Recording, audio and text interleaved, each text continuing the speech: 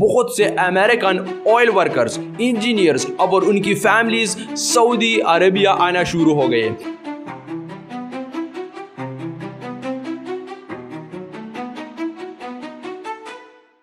مکہ اور مدینہ جیسے مقدس شہر موجود ہے، پھر سعودی گورنمنٹ اور اس کی اپنی فیملی امریکہ جیسی ایک بڑی سپر پاور کو مڈل ایسٹ میں اتنا اثر بڑھانے کی سپورٹ کیوں کر رہی ہے؟ ایک کنسٹرکشن کمپنی امریکہ کو بہت پسند آئی اور یہ کمپنی محمد بن لادن کی تھی۔ اسی دوران محمد بن لادن نے 22 شادیاں کی تھی، لٹرلی 22 شادیاں۔ اور محمد بن لادن کی 54 بچے تھے اور ان بچوں میں سے ایک کا نام تھا اسامہ بن لادن۔ ایک نیا ملک دنیا کے نقشے میں سامنے آیا، اسرائیل کے آس پاس کے کئی عرب ملکوں نے اسرائیل ملک کو ایکسپٹ نہیں کیا۔ مصر، سائریا، عراق اور لبنان کی فورسز نے اسرائیل پر حملہ کر دیا۔ امریکہ نے اسرائیل کو بہت زیادہ فائنینشیل اور ملٹری سپورٹ دینا سٹارٹ کر دیا۔ اسامہ کا اگلا ٹارگٹ سعودی عربیہ میں موجود امریکن ملٹری تھی، اور اب اسامہ کی امریکہ کے خلاف کلی مخالفت اور جہاد کی باتیں سعودی گورنمنٹ کے لیے ایک بڑی چیلنج بن چکی تھی۔ عراق کے لیڈر صدام حسین اسامہ کی نظر میں ایک اچھا مسلم نہیں تھا۔ صدام حسین نے کویت پر حملہ کیا تو اس سعودی عربیہ میں خطرے کی گھنٹی بجنے لگی۔ تبھی اسامہ بن لادن خود آگے آیا، وہ اپنی فائٹرز کے ساتھ مل کر صدام کی فورسز کا سامنا کر سکتا ہے۔ سوری اسامہ، لیکن صرف ایمان سے میسائلز اور اتنی بڑی فوج کا مقابلہ نہیں کیا جا سکتا۔ سال 1914 میں ورلڈ وار 1 شروع ہوئی۔ جرمنی کا مقابلہ صرف ایک ملک سے نہیں تھا، اس کے سامنے برطانیہ، فرانس اور روسیا جیسے بڑی سپر پاورز کھڑی تھی۔ اور پھر سال 1917 امریکہ بھی جرمنی کے خلاف اس جنگ میں اتر گیا۔ شروع میں جرمنی نے کئی بڑی فوجی کامیابیاں حاصل کی تھی، ایسا لگ رہا تھا کہ شاید یہ جنگ بھی جرمنی ہی جیتے گی، لیکن دھیرے دھیرے جنگ کا نقشہ بدلنے لگا۔ جرمنی کی طاقت کمزور ہوتی گئی اور جرمنی کے خلاف سپر پاور کنٹریز پہلے سے زیادہ مضبوط ہوتے گئی، اور آخرکار جرمنی ورلڈ وار 1 بری طرح ہار گیا۔ اور جرمنی کے ہارنے کے پیچھے ایک بہت بڑی وجہ تھی، اور وہ تھی آئل۔ برطانیہ نے جرمنی کے سمندری راستہ بند کر دیا، جس کی وجہ سے ضروری سامان، را مٹیریلز اور فیول کی سپلائی لگ بھگ رک گئی۔ ٹینکس، ٹرکس، ایئر کرافٹ اور دوسرے ملٹری مشینز کو لگاتار چلانے کے لیے آئل چاہیے، اور وہ آئل جرمنی کے پاس ختم ہو چکا تھا۔ جرمنی کی ہار نے امریکہ کو ایک بات سمجھا دی کہ فیوچر کی جنگوں میں آئل ایک بہت بڑی پاور ہوگی، اور جس ملک کے پاس آئل ہوگا اس کے پاس دنیا کو چلانے کی چابی ہوگی۔ لیکن یہاں پر سوال یہ تھا، آئل ملے گا کہاں سے؟ امریکہ اور یورپ کے لیے یہ سوال نیا نہیں تھا، کیونکہ اس سے پہلے ہی مڈل ایسٹ کے ایک علاقے میں آئل کی موجودگی کا پتہ چل چکا تھا۔ ایران کے علاقے مسجد سلیمان کے شہر برطانیہ کی سپورٹ سے پہلی بڑی کمرشل آئل ڈسکوری ہوئی تھی۔ اس ڈسکوری نے دنیا کو ایک اشارہ دیا کہ پرشین گلف اور مڈل ایسٹ کے نیچے بھی بہت بڑے تیل کے ذخیرے موجود ہو سکتے ہیں۔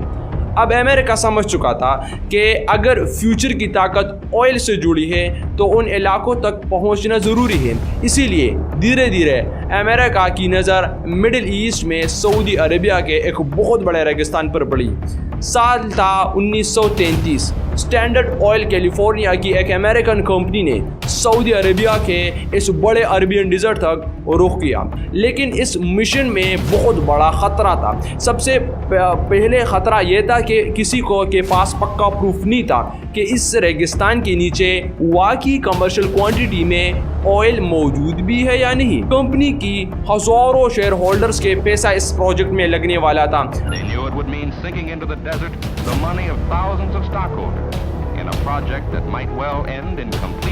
اگر آئل نہ ملتا تو صرف پروجیکٹ ہی نہیں بلکہ کروڑوں ڈالرز کی انویسٹمنٹ بھی ڈوب سکتی تھی۔ لیکن صرف اتنا ہی نہیں، اس سے بھی بڑی چیلنج سعودی عربیہ خود تھا، کیونکہ سعودی عربیہ ایک مذہبی کنگڈم ہے۔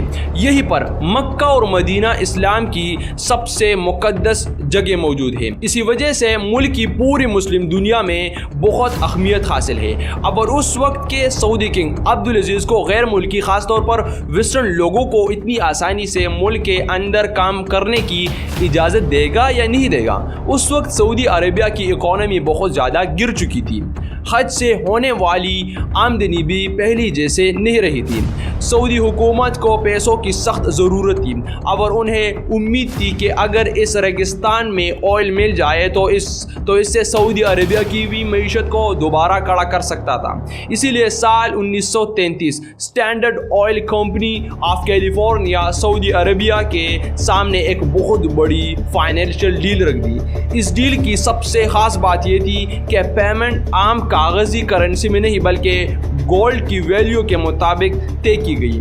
اس دور میں دنیا بھر میں گولڈ کو سب سے زیادہ قیمتی ایسٹ سمجھا جاتا تھا، اسی لیے کمپنی نے سعودی حکومت کو فوراً 30,000 پاؤنڈ کے برابر گولڈ کا لون دینے کا وعدہ کیا اور 18 مہینے بعد 20,000 پاؤنڈ کے برابر گولڈ اور اس کے بعد ہر سال 5,000 پاؤنڈ کے برابر گولڈ دینے کا بھی وعدہ کیا۔ اور اس ڈیل کی سب سے اہم حصہ یہ تھی کہ اگر آئل مل جاتا تو سعودی عربیہ کو مزید 50,000 پاؤنڈ کے برابر گولڈ کے ساتھ آئل کی کمائی میں بھی حصہ ملنا تھا۔ اتنی بڑی مالی ڈیل دے کر کنگ عبدالعزیز نے فوراً اس کمپنی کو سعودی عربیہ میں تقریباً 10 لاکھ اسکوائر کلومیٹر پر پھیلا ہوا اس عربین ڈیزرٹ میں آئل کی مائننگ شروع کرنے کی اجازت دے دی۔ یہی سے پہلی بار امریکہ اور سعودی عربیہ کے تعلقات کا ایک نیا دور شروع ہوا۔ پھر سال 1935 تک پہلی ڈرلنگ شروع ہو چکی تھی، لیکن ہر کوشش کے بعد بھی کمرشل کوانٹٹی میں آئل نہیں ملا۔ وقت گزرتا جا رہا تھا، کمپنی کا پیسہ لگاتار خرچ ہو رہا تھا اور بہت سے لوگوں کو لگنے لگا تھا کہ شاید یہ پروجیکٹ فیل ہو گیا ہے۔ لیکن تقریباً 5 سال کی لگاتار محنت کے بعد 3 مارچ سال 1938 پہلی بار کمرشل کوانٹٹی میں آئل نکل آیا۔ یہ صرف ایک آئل کی کامیابی نہیں تھی دوستو، یہ وہ ڈسکوری تھی جس نے سعودی عربیہ کو دنیا کا سب سے اہم آئل پروڈیوسرز میں شامل کر دیا۔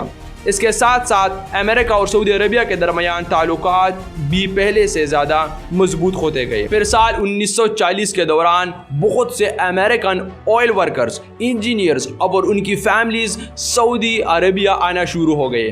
دھیرے دھیرے آئل پروجیکٹس کے آس پاس چھوٹے چھوٹے کالونیز اور گھر بنا لیے گئے اور سعودی عربیہ میں ان کا لائف سٹائل امریکہ جیسے تھا۔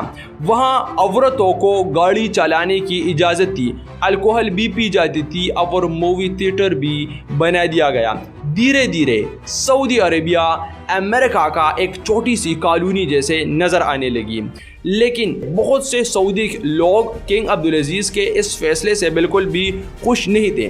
انہیں لگتا تھا کہ غیر ملکی لوگوں کو سعودی عربیہ میں بہت زیادہ آزادی دی جا رہی ہے، لیکن ان تمام اختلافات کے باوجود آئل لگاتار نکالا جا رہا تھا۔ پھر کچھ ٹائم بعد سال 1945 میں امریکہ کی گورنمنٹ نے سعودی کنگ عبدالعزیز سے کہا، دیکھو آئل پہلے سے زیادہ اچھی طرح نکل رہا ہے، یہ ہمارے لیے بھی بہت اچھی بات ہے اور تمہارے لیے بھی، تو کیوں نہ ہم اپنی آئل والی سٹی کے ساتھ ایک چھوٹا ملٹری بیس بھی بنا دیں، اس سے ہم تمہاری بھی حفاظت کریں گے، اپنی بھی اور آئل کی بھی۔ سعودی کنگ عبدالعزیز کے سامنے اب ایک مشکل فیصلہ تھا، کیونکہ سعودی عربیہ میں پہلے ہی کچھ لوگ امریکن لوگوں کی موجودگی سے خوش نہیں تھے، اور ایسے میں اپنی زمین پر امریکہ کو ملٹری بیس بنانے کی اجازت دینا کنگ عبدالعزیز کے لیے آسان فیصلہ نہیں تھا۔ لیکن آئل نے سعودی عربیہ کی تصویر بدل دی تھی۔ آئل سے آنے والی انکم نے رائل فیملی کو پہلے سے کہیں زیادہ امیر بنا دیا تھا۔ اب بات صرف آئل حاصل کرنے کی نہیں تھی، اس آئل کی سیکیورٹی کی بھی ضروری ہو چکی تھی۔ آخرکار کنگ عبدالعزیز نے امریکہ کو ملٹری بیس بنانے کی اجازت دے دی، لیکن اس میں ایک شرط تھی، امریکہ بیس بنا سکتا ہے لیکن بیس پر امریکہ اپنا جھنڈا نہیں لگا سکتا۔ اگر امریکہ کو اپنی پریزنس دکھانی بھی ہو تو बिल्डिंग के साइड पर सिर्फ एक छोटी सी प्लेट लगा सकता है। अमेरिका ने यह शर्त मान ली, बिल्कुल ऐसा ही हुआ। अमेरिका ने मिडिल ईस्ट में अपना पहला मिलिट्री ऑपरेशन शुरू कर दिया। अब ऑयल सिटी मिलिट्री बेस और दूसरे बिल्डिंग्स बनाने के लिए अमेरिका को बहुत से वर्कर्स और अच्छी कंस्ट्रक्शन कंपनी की ज़रूरत थी। अमेरिका के सामने कई कंपनीज थी, लेकिन एक कंस्ट्रक्शन कंपनी अमेरिका को बहुत पसंद आई और ये कंपनी मोहम्मद बिन लादेन की थी। वो मोहम्मद बिन लादेन जो आगे चलकर उसामा बिन लादेन का वालिद बना। सऊदी अरेबिया में अमेरिकन प्रोजेक्ट्स भी बढ़ते जा रहे थे। ऑयल सिटी से लेकर रोड्स, बिल्डिंग्स और दूसरे इंफ्रास्ट्रक्चर प्रोजेक्ट्स तक मोहम्मद बिन लादेन की कंपनी इनमें से बहुत से इन प्रोजेक्ट्स पर काम कर रही थी। इसका सीधा फ़ायदा मोहम्मद बिन लादेन के बिजनेस को हुआ और कुछ ही सालों में उसकी कंपनी सऊदी अरेबिया का एक बहुत बड़ी कंस्ट्रक्शन कंपनीज में शामिल हो गई। इसी दौरान मोहम्मद बिन लादेन ने 22 शादियाँ की थी, लिटरली 22 शादियाँ। और मैं ये बात खुद से ऐसे ही नहीं बोल रहा, बल्कि एक अमेरिकन जर्नलिस्ट और ऑथर लॉरेंस राइट, उन्होंने 2006 में the looming tower book publish किया था। इस बुक में है कि मोहम्मद बिन लादेन ने 22 शादियाँ की थी। और फिर एक और अमेरिकन जर्नलिस्ट स्टीव कॉल ने 2008 में एक बुक पब्लिश किया था, the bin Laden story of a family. इस बुक में मोहम्मद बिन लादेन की 22 शादियों का जिक्र है। और इसी तरह एक farmer FBI agent Ali Sufain अपनी बुक द ब्लैक बैनर्स में लिखता है कि मोहम्मद बिन लादेन ने 22 शादियाँ की थी। इन तीनों अलग अलग जर्नलिस्ट की रिसर्च में यही नंबर सामने आता है। और इन तीनों बुक्स में ये भी है कि मोहम्मद बिन लादेन के 54 बच्चे थे और उन बच्चों में से एक का नाम था उसामा बिन लादेन। शुरू में अमेरिका ऑयल की तलाश की वजह से ही सऊदी अरेबिया आया था, लेकिन साल 1960 अमेरिका के पास मिडिल ईस्ट पर फोकस करने का एक बहुत बड़ी वजह आ चुकी थी। और वो वजह थी एक दूसरी सुपर पावर की सोवियत यूनियन।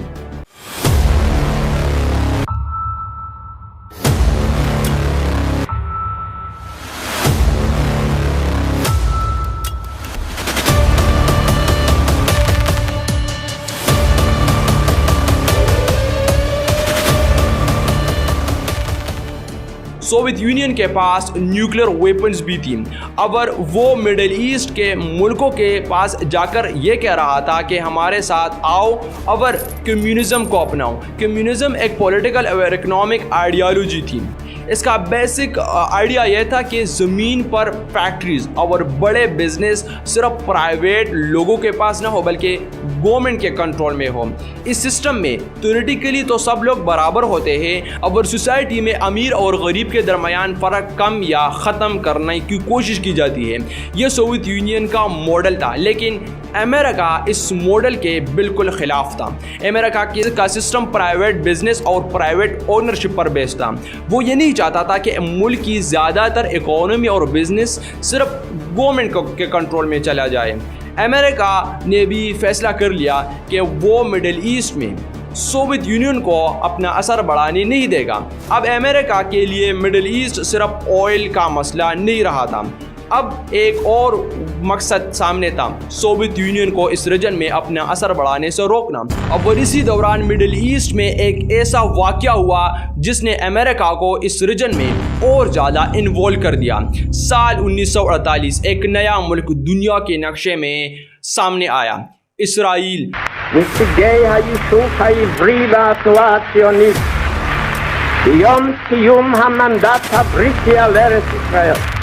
אנו מכריזים בזאת על הקמת מדינה יהודית בארץ ישראל। लेकिन इसराइल के आसपास के कई अरब मुल्कों ने इसराइल मुल्क को एक्सेप्ट नहीं किया। इसके बाद अरब कंट्रीज़ में इस नए इसराइल को के स्टेट पर सख्त नाराज़गी पैदा हुई और इस नाराज़गी की वजह से मिस्र, सीरिया, इराक और लबनान की फोर्सेस ने इसराइल पर हमला कर दिया।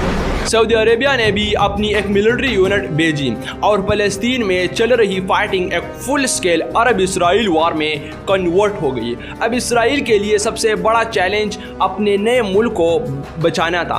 ऐसे में इसराइल ने अमेरिका से सपोर्ट मांगना शुरू की और अमेरिका भी इसराइल के साथ کڑا ہو گیا۔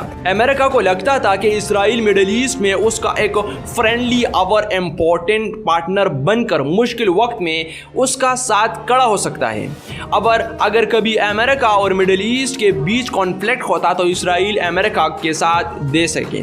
اسی لیے امریکہ نے اسرائیل کو بہت زیادہ فائنینشیل اور ملٹری سپورٹ دینا سٹارٹ کر دیا۔ اسرائیل کو پیسہ ملا، فائٹر جیٹس ملے اور دوسرے ملٹری ایکوپمنٹ بھی دیے گئے، اور پھر اسرائیل نے امریکہ کی ہیلپ سے ایجپٹ، سیریا، عراق اور لبنان پر حملہ کر دیا۔ اور صرف اس 6 دن کی جنگ میں اسرائیل نے 3 عرب کنٹری سے بڑے علاقے اپنے کنٹرول میں لے لیے تھے۔ مصر سے سائنائی کا بڑا صحرائی علاقہ اور غزہ اسٹرپ، جوردن سے ویسٹ بینک اور جیروسلم کے مشرقی حصہ اور سائریا سے گولن ہائٹس کا پہاڑی علاقہ اسرائیل کے کنٹرول میں آ چکا تھا۔ صرف 6 دن میں مڈل ایسٹ کا نقشہ بدل چکا تھا۔ اسی دوران امریکہ نے اسرائیل کو اور زیادہ ملٹری سپلائیز دینا شروع کر دیا، اور یہی سے سچویشن نے ایک نیا رخ لے لیا۔ عرب آئل پروڈیوسنگ کنٹریز نے امریکہ پر پریشر ڈالنے کے لیے آئل کو ویپن کے طور پر یوز کرنا شروع کر دیا۔ اکتوبر 1973 عرب آئل پروڈیوسنگ کنٹریز نے امریکہ اور کچھ دوسرے ویسٹرن کنٹریز کو آئل بیچنا بند کر دیا۔ اس سے امریکہ کو آئل سپلائی میں سیریس پرابلم کا سامنا کرنا پڑا۔ آئل کی پرائسز بہت تیزی سے بڑھ گئی۔ امریکہ میں پیٹرول ملنا مشکل ہونے لگا۔ پیٹرول اسٹیشنز کے باہر گاڑیوں کی لمبی لائنز لگ گئی۔ آئل کی قیمت بہت تیزی سے بڑھ گئی اور لوگوں سے یہ کہا گیا کہ ہیٹنگ آئل کو زیادہ احتیاط سے استعمال کریں۔ اور سب سے بڑا جھٹکا اکانومی کو لگا۔ آئل مہنگا ہوا تو پروڈکشن اور ٹرانسپورٹیشن کی کاسٹ بڑھ گئی، پرائسز بڑھنے لگے اور اکانومی پر پریشر اور زیادہ بڑھتا گیا۔ اس آئل کی کمی کی وجہ سے امریکہ کے ایک فارن منسٹر ہنری کیسنجر نے چل رہی اس جنگ کو ختم کرنے کے لیے بات چیت شروع کر دی۔ اسرائیل، مصر اور سائریا کے درمیان نیگوشیشن کروائے گئے۔ جنوری 1974 میں مصر اور اسرائیل نے اپنی فوجیوں کو پیچھے ہٹنے کا ایگریمنٹ کیا۔ اس کے بعد سائریا اور اسرائیل کے درمیان بھی بات چیت جاری رہی اور سب کچھ پہلے جیسا سیٹل ہو گیا۔ اور پھر 18 مارچ کو عرب آئل پروڈیوسنگ کنٹریز نے امریکہ کو آئل بیچنے پر لگائے گئے پابندیاں ختم کر دی۔ آئل سپلائی دوبارہ بڑھنے لگی۔ محمد بن لادن کی کنسٹرکشن کمپنی اب سعودی عربیہ کا ایک بہت بڑی کمپنی بن چکی تھی، اور اس بزنس نے اسے بہت امیر بنا دیا تھا۔ اس کے 54 بچوں میں سے ایک، اس کا بیٹا اسامہ بن لادن 20 سال کا ہو چکا تھا۔ وہ مڈل ایسٹ میں ہو رہی ان تمام چیزوں کو دیکھ رہا تھا۔ اسرائیل اور عرب کنٹریز کے درمیان بڑھتے ہوئے کانفلکٹ، مڈل ایسٹ میں امریکہ اور کے بڑھتے ہوئے کنٹرول دیکھ کر اسامہ کے اندر بے چینی بڑھنے لگی۔ اسامہ کے ذہن میں ایک سوال بار بار آ رہا تھا، آخر اس کی اپنی زمین پر جہاں مکہ اور مدینہ جیسے مقدس شہر موجود ہے، پھر سعودی گورنمنٹ اور اس کی اپنی فیملی امریکہ جیسی ایک بڑی سپر پاور کو مڈل ایسٹ میں اتنا اثر بڑھانے کی سپورٹ کیوں کر رہی ہے؟ اس غصے کی وجہ سے اسامہ نے ایک فیصلہ کر لیا کہ وہ اپنی پوری زندگی ان سپر پاورز کے خلاف لڑے گا جو اس کے نزدیک مڈل ایسٹ میں اپنی طاقت بڑھا رہے ہیں۔ اس کا ٹارگٹ صرف امریکہ نہیں تھا، اس کے نشانے پر سوویت یونین بھی تھا۔ اس وقت سوویت یونین افغانستان میں انٹر کر چکا تھا۔ اسامہ کو لگا کہ سوویت یونین کو گرانا ہے تو اس سے بہتر موقع شاید دوبارہ نہ ملے۔ اسی سوچ سے اسامہ بن لادن افغانستان چلا گیا۔ جب اسامہ افغانستان پہنچا تو وہ اپنے ساتھ بہت سارا پیسہ لایا کیونکہ اس کی فیملی بہت امیر تھی۔ دوسری چیز، کنسٹرکشن کا بنانے کا ایکسپیرینس بھی ساتھ میں لایا کیونکہ اس کی فیملی کنسٹرکشن اور انفراسٹرکچر بنانے کا کام کر رہی تھی۔ پھر اسامہ بن لادن افغانستان میں ان فائٹرز کے ساتھ جا کے ملا جو سوویت یونین کے خلاف لڑ رہے تھے، اور اسی دوران اس نے ان فائٹرز کے ساتھ مل کر ایک نیٹ ورک کھڑا کر لیا، القاعدہ نے سوویت یونین کے خلاف ایک لمبی اور سخت جنگ لڑی، اور امریکہ یہ سب دیکھ کر اندر ہی اندر بہت خوش تھا۔ امریکہ کو خوشی تھی کہ القاعدہ کے فائٹرز سوویت یونین کو افغانستان میں پیچھے دھکیل رہے ہیں اور اب سوویت یونین کا پاور ٹوٹ جائے گا۔ اسی وجہ سے امریکہ نے ان فائٹرز کو پیسہ ویپنز کا سپورٹ دینا شروع کر دیا۔ آخر کار 15 فروری 1989 اسامہ اور افغان فائٹرز نے سوویت یونین کو افغانستان سے پیچھے ہٹنے پر مجبور کر دیا۔ یہ جنگ لگ بھگ 10 سال تک چلی اور جب یہ جنگ ختم ہوئی تو یہ فائٹرز پہلے جیسے نہیں رہے تھے۔ اب ان کے پاس سالوں کا بیٹل فیلڈ ایکسپیرینس تھا، وہ جنگ لڑنا سیکھ چکے تھے اور انہیں یقین ہو چکا تھا کہ ایک اور سپر پاور کو بھی چیلنج کیا جا سکتا ہے۔ سال 1990 اسامہ بن لادن افغانستان سے سعودی عربیہ واپس آیا اور اب اسامہ کا اگلا ٹارگٹ سعودی عربیہ میں موجود امریکن ملٹری تھی۔ اسامہ نے سعودی عربیہ میں امریکن ملٹری کی موجودگی کی کلم مخالفت شروع کر دی۔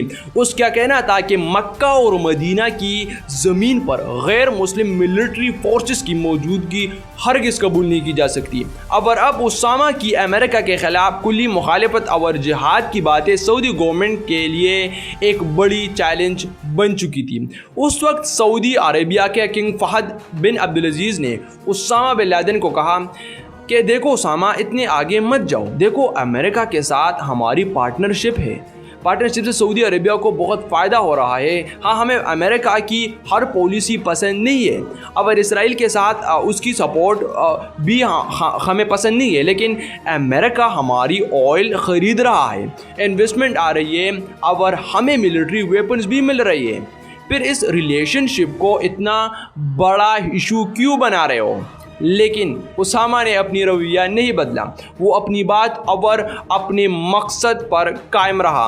آخر میں سعودی گورنمنٹ نے اس کا پاسپورٹ کینسل کر دیا، ساتھ ہی اسے کہا گیا کہ امریکہ کے خلاف مذہبی جنگ کی باتیں کرنا بند کر دو، لیکن اسامہ رکنے والا نہیں تھا۔ اب اس نے اگلا قدم اٹھانے کا فیصلہ کر لیا۔ اسامہ نے سوچا کہ شاید اس پلان کے ذریعے وہ سعودی رائل فیملی کا بھروسہ اور سپورٹ حاصل کر سکیں۔ سعودی عربیہ کے بالکل پاس ہی ایک ملک عراق کے لیڈر صدام حسین اسامہ کی نظر میں ایک اچھا مسلم نہیں تھا۔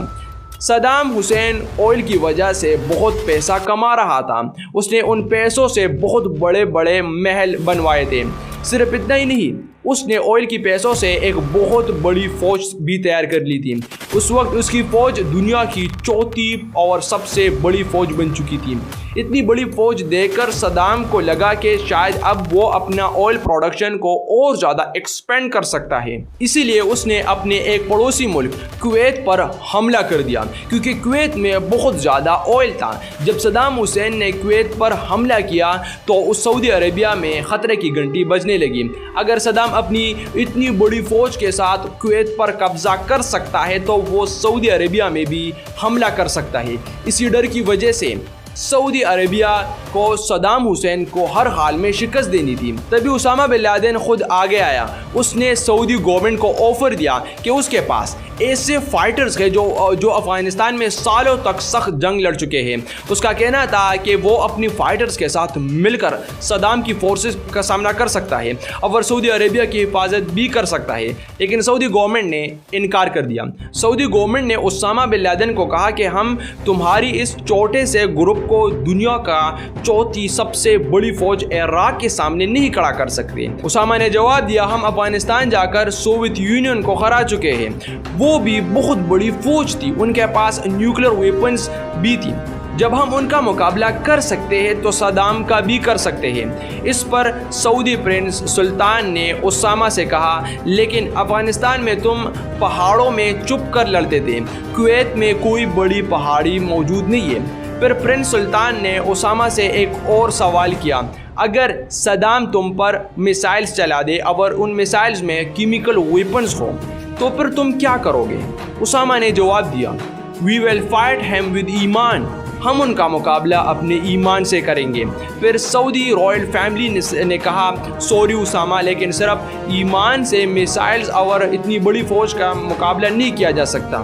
خیر، اسامہ بن لادن کی بجائے سعودی عربیہ نے امریکہ سے ملٹری ہیلپ لینے کا فیصلہ کیا۔ اس میں امریکہ کی سیکرٹری آف ڈیفینس ڈک چینی سعودی عربیہ آیا اور کنگ فہد سے ملاقات کی۔ ڈک چینی نے سعودی لیڈرشپ کو یقین دلایا کہ امریکہ سعودی عربیہ کی حفاظت کے لیے اپنی ملٹری فورسز بھیج سکتا ہے، اور پھر امریکہ نے سعودی عربیہ میں اپنی ملٹری پریزنس کو بہت تیزی سے بڑھانا شروع کر دیا۔ بہت بڑی تعداد میں امریکن سولجرز، وارشپس، ایئر کرافٹ اور دوسرے ملٹری ایکوپمنٹ سعودی عربیہ بھیجے گئے۔ سعودی عربیہ میں امریکن ملٹری بیسز اور دوسری ملٹری فیسلٹیز بھی بنائے گئے۔ لیکن امریکہ صرف اپنی فورسز تک نہیں رکا، اس نے دنیا کی دوسرے ملکوں کو بھی اپنے ساتھ ملانا شروع کر دیا۔ آخرکار 34 ملکوں کا ایک انٹرنیشنل گروپ بنا، عراق کے خلاف اس ملٹری آپریشن کا حصہ بنی۔ اب سعودی عربیہ میں امریکہ کی ملٹری پریزنس پہلے سے کہیں زیادہ بڑی ہو چکی تھی۔ پھر جنوری 1991 ان 34 کنٹریز نے عراق کی ملٹری ٹارگٹس پر ایئر اٹیکس شروع کر دیے، پر صدام کی فورسز زیادہ دیر تک ان حملوں کا سامنا نہ کر سکی۔ صرف کچھ ہی ہفتوں کے اندر عراق کو کویت سے پیچھے ہٹنے پڑا۔ امریکہ اور اس کے ساتھ شامل ملکوں نے عراقی آرمی کو بری طرح ہرا دیا۔ امریکہ نے سعودی رائل فیملی کا بھروسہ اور سپورٹ دوبارہ حاصل کر لیا۔ سعودی رائل فیملی امریکہ سے بہت زیادہ خوش تھی کیونکہ امریکہ نے صدام حسین کے خطرے سے سعودی عربیہ کو بچا لیا تھا۔ اب جنگ ختم ہو چکی تھی، عراق پیچھے ہٹ چکا تھا، پھر بھی امریکہ سعودی عربیہ سے واپس نہیں گیا۔ امریکن ملٹری بیسز اب بھی سعودی زمین پر موجود تھی، اور یہی بات سعودی عربیہ کے بہت سے لوگوں کو پسند نہیں آئی۔ انہیں پہلے سے ہی اپنی زمین پر امریکن فورسز کی موجودگی پسند نہیں تھی، اور سب سے زیادہ غصہ اسامہ بن لادن کو ہوا تھا۔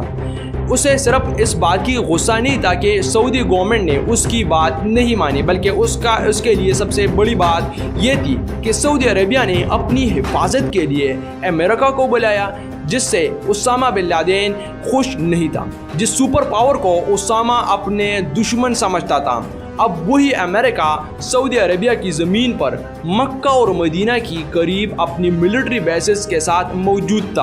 امریکہ کی یہ موجودگی اسامہ کے لیے اب کسی بھی صورت قبول نہیں تھی۔ آخرکار اس نے سعودی عربیہ چھوڑ کر ایک دوسرے ملک چلا گیا، لیکن سعودی عربیہ چھوڑنا کہانی کا اینڈ نہیں تھا دوستو۔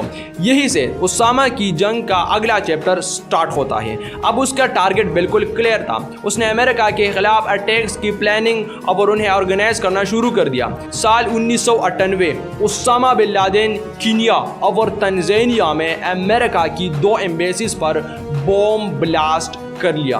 ان دونوں امریکن ایمبیسیز پر اٹیکس کیسے ہوا تھا، میں نے اس پہ ایک کمپلیٹ ویڈیو بنایا ہے، اگر آپ دیکھنا چاہتے ہیں تو ڈسکرپشن میں اس ویڈیو کا لنک ہے۔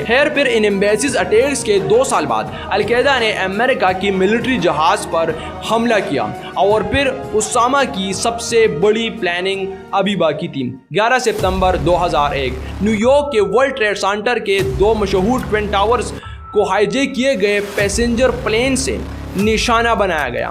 یہ دونوں ٹاورز امریکہ کی سب سے بڑی بلڈنگز تھیں۔